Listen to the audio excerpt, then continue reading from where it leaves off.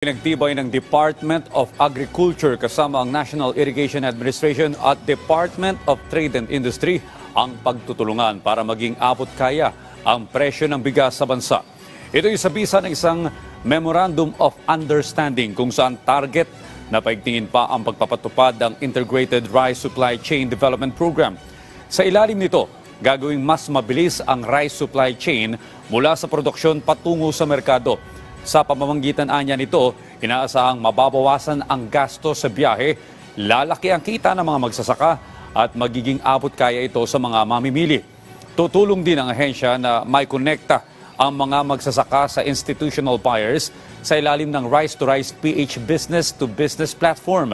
Ang mga hakbang na ito ay alinsunod na rin sa kautusan ni Pangulong Ferdinand R. Marcos Jr. na gawing mura at accessible ang mga pagkain ng mga Pilipino.